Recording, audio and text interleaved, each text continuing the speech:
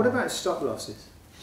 Again, I never set fixed stop losses, but I always have, and I am pretty disciplined about, which you have to be as a short trader, about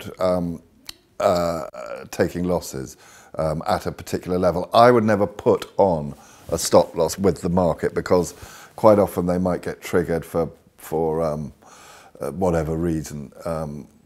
I prefer just to do it myself because, you know, that stop losses have a nasty habit of being hit, and then, you know, you might sort of go to the shop, come back, see the prices where you left it, but you triggered a stop loss while you were out for 5 minutes.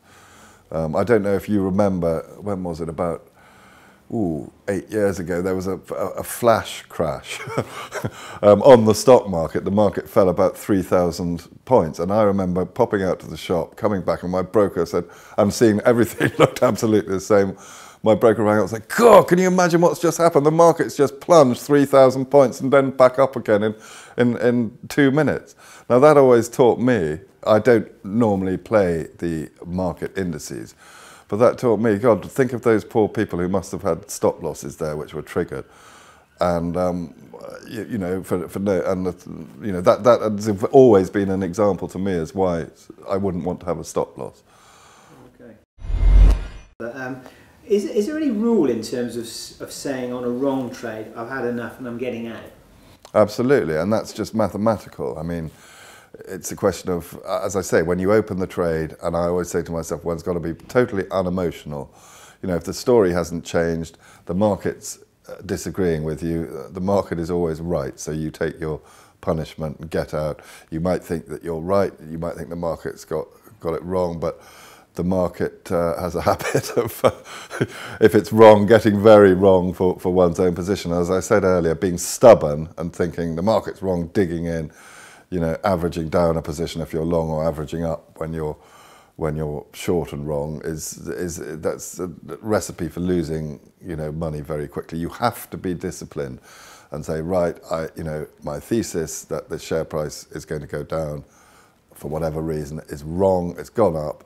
I take my punishment and I review the situation maybe in a few days' time, a few months' time, start afresh. But, you know, it's absolutely crucial, as I said, to take losses being short because of the potential losses that can happen. I mean, particularly amongst smaller companies that can, you know, a company can go up 5 times in the blink of an eye for no particular reason. You talk like a seasoned trader there. Are there any examples where you've got it wrong and, you know, where you thought that was a big lesson? Yeah, oh yes. I probably, as I said to you earlier, when a company tells you that it's bust, you better believe them, it's bust. Now, there's one exception to that, which is probably etched on the memories of every bear, and that was about, in the back, when was it? In the 2003, 2004, something like that.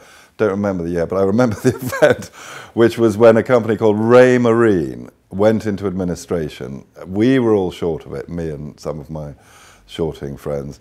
The company said, whatever, we're doing a restructuring, as per all the other companies, we're doing a restructuring which will end up in the company falling into the hands of our creditors. The shares will be worth little or nothing. It went into administration, and then they did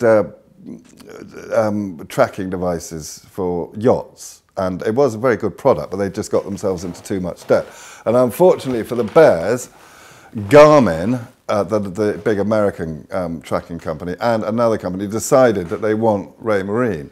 And an unseemly fight ensued between them, which meant them paying off all their creditors, and then they started fighting with the shareholders. And so the company, it's the only example I know of a company that came out of administration and the shareholders received money. It cost me a lot of money because we believed the company when they said they were worth nothing, and the company was wrong. They were worth quite a lot to Garmin, who I think eventually was the successful bidder, and they took the shareholders out at something from memory 24 pence a share, and we were short at 3 or 4 pence a share. So it was a very nasty lesson, and obviously there was nothing you could do about stopping the loss. We just had to sit there whilst this company was in administration and watch these two American giants bidding for it, and there was absolutely nothing we could do about it. So That I'd say is an example of whenever one's thinking I'm right and maybe feeling a bit cocky, I always say to myself, remember Ray Marine, because funny things can happen.